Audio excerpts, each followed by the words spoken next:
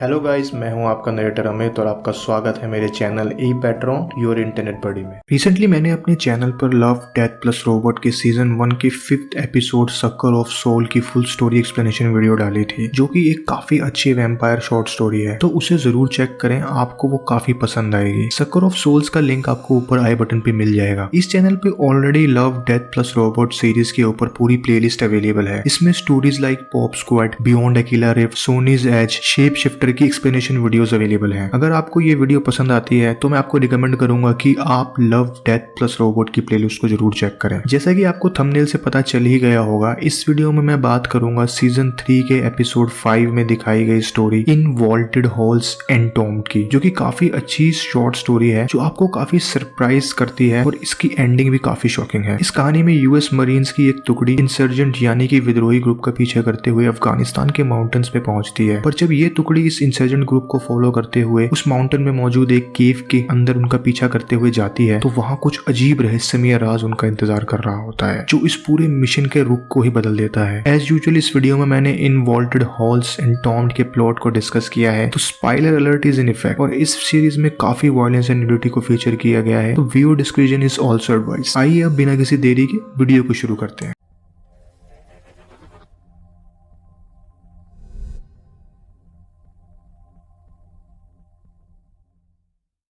कहानी की शुरुआत होती है यूएस मरीन की टुकड़ी से, जिसमें कुल मिला के 6 सोल्जर्स थे, 5 मेल्स और 1 फीमेल, जो एक माउंटेन लोकेशन पे कुछ इंसर्जेंट ग्रुप्स को मॉनिटर कर रहे होते हैं। ये इंसर्जेंट ग्रुप यूएस हॉस्टेज को लेके माउंटेन्स में छुपी हुई एक केव के अंदर चले जाते हैं। ये स्क्वाड रात होने की वजह से वहां से जाने की सोचता है, बट उन्हें ऑर्डर्स मिलते हैं कि हॉस्टेज को सिक्योर करना बहुत जरूरी है। जिसके बाद ये ग्रुप केव में एंटर करते हैं। ये लोग अपनी नाइट गॉगल्स ऑन करके इस अंधेरी केव में घुस जाते हैं हॉस्टेज को बचाने के लिए, पर थोड़ी आगे जाने पर ही हापर को केव की वॉल्स पे अजीब ग्रीन लिक्विड फंगस और अलगे का मिक्सचर मिलता है, जो कि डेजर्ट में इतना आम नहीं होता। और आगे जाने पे इस स्क्वाड को एक डेड बॉडी मिलती है, जिसे देख के लगता है कि उसकी हड्डियों से मांस की एक एक बूटी को नोच के किसी ने खा लिया हो। बॉडी पे लगे डॉग टैग को देख के इन लोगों को पता चलता है कि वो उनका हॉस्टेज ही था। मैं ऑलरेडी अपनी वीडियो शेप शिफ्टर में डॉग टैग्स को एक्सप्लेन कर चुका हूँ, तो इस वीडियो में मैं उसको दोबारा एक्सप्लेन नहीं करूंगा। उसके बाद उन्हें 2 और डेड बॉडीज मिलती है, जिनकी हालत इस हॉस्टेज से अलग नहीं थी। ये पूरा स्क्वाड अब डर जाता है, बट ये फैसला करते हैं कि केव में आगे जाने पे हो सकता है इनको इन लोगों को मारने वाले शख्स का पता चल जाए, जो कि इनकी बहुत बड़ी गलती साबित होने वाली थी। जैसे ये लोग आगे बढ़ते हैं, बे माउंट के ऊपर एक व्हाइट स्पाइडर छत से गिर जाता है। जब स्पेंसर इस स्पाइडर को अपने हाथ में लेता है, तो वो देखता है कि इस स्पाइडर का एक फेस है और पहने दांत भी। इससे पहले कि ये स्पाइडर बे माउंट पे अटैक कर पाता, सार्जेंट कोल्ड हार्ट इस स्पाइडर को अपने पैर से मार देते हैं। ये लोग अभी भी इस स्पाइडर को प्रोसेस ही कर रहे होते हैं कि केव की वॉल पे करोड़ों ऐसे स्पाइडर्स आ जाते हैं, जो इन पे अचानक अटैक कर देते हैं। स्पाइडर से बचने के लिए ये केव के और अंदर जाने लगते हैं, बट तभी कुछ 100 स्पाइडर बेमाउंट की बॉडी के ऊपर गिर जाते हैं। जब कोल्ट बेमाउंट का हाथ पकड़ता है, तो उसका पूरा का पूरा हाथ ही उसके शरीर से अलग हो जाता है, और अब ये लोग समझ जाते हैं कि हॉस्टेज और इंसर्जेंट्स की बॉडी का ये हाल किसने किया है। ये लोग स्पाइडर्स पे फायर करके केव के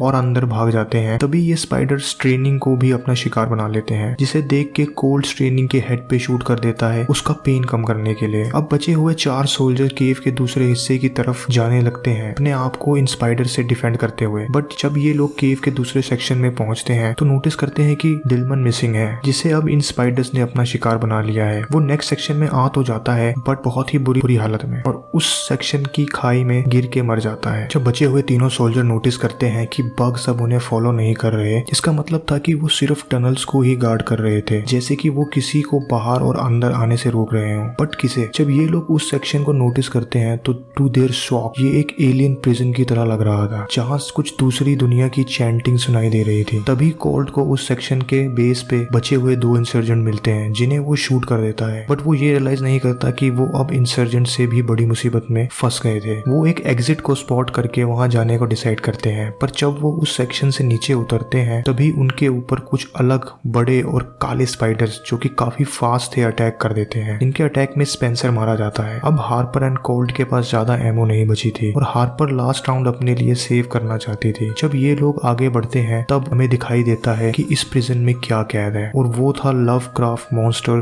कथुलू, जो अपनी आईज से कोल्ट एंड हार्पर को हिप्नोटाइज कर देता है। बट इस दौरान कोल्ट एंड हार्पर दोनों को ही कुछ विजन्स दिखते हैं, जिससे हमें पता चलता है कि अगर कथुलू रिलीज हो गया तो अर्थ पे क्या होगा। कोल्ट पूरी तरह कथुलू के कंट्रोल में आके उसे रिलीज करने के लिए हार्पर पे अटैक कर देता है, बट हार्पर अपनी आखिरी राउंड कोल्ट पे खाली करके उसे मार देती है। फिर कथुलू अपनी सारी पावर हार्पर को हिप्नोटाइज करने में लगाता है और फिर सीन कट होता है और हमें हार्पर को दिखाया जाता है जो सरप्राइजिंगली केव से किसी तरह बाहर आ चुकी थी। पर जब सीन हार्पर के फेस पे मूव होता है तो हम देख पाते हैं कि हार्पर ने अपनी आंखें चाकू से फोड़ ली हैं और पूरी दुनिया को कथुलू के कहर से बचा लिया है और ये स्टोरी यहीं खत्म हो जाती है। अगर आपने इससे पहले कथुलू के बारे में कभी नहीं सुना है तो मैं आपको बता दूं कि कथुलू एक मॉन्स्टर है जिसे एचपी लवक्राफ्ट ने क्रिएट किया है और ये गॉड लेवल पावर रखने वाला मॉन्स्टर है, जिसे कई बार मॉडर्न हॉरर में यूज किया गया है, जैसे कि मूवीज लाइक अंडर वाटर और web series like HBO Lovecraft country. और कथुलू में ये पावर है कि वो अपने विजन एंड कॉल से किसी को भी हिप्नोटाइज कर सकता है। जिस भी एलियन स्पीशीज ने कथुलू को अर्थ पे कैद किया था उसने वहाँ इतने सारे एलियंस और पॉसिबली मैकेनिक स्पाइडर्स को उस प्रिजन को सिक्योर करने के लिए रखा था। स्पाइडर का मैकेनिक होना मेरी अपनी थ्योरी है, क्योंकि इन स्पाइडर में एक वियर्ड ब्लू लाइट्स हमें देखने को मिलती हैं। सो आई कुड बी रॉन्ग, मुझे कमेंट में बताएं आपको क्या लगता है। और ऑल्सो मुझे लगता है वहाँ पे हो रही एन्चैंटमेंट की वजह से हार्पर एंड कोल्ट दोनों को ही कथुलू का विजन्स दिखाई दिए, जिसकी वजह से हार्पर ने अपनी आईज फोड़ ली। तो दोस्तों कैसी लगी आपको ये स्टोरी? अगर आपको ये स्टोरी पसंद आई हो तो वीडियो को लाइक करना ना भूलें, और अगर आप ऐसी इंटरेस्टिंग वीडियोस देखना चाहते हो तो सब्सक्राइब टू माय चैनल। मैं मिलता हूँ आपको अगली वीडियो में, तब तक के लिए बाय, पीस आउट।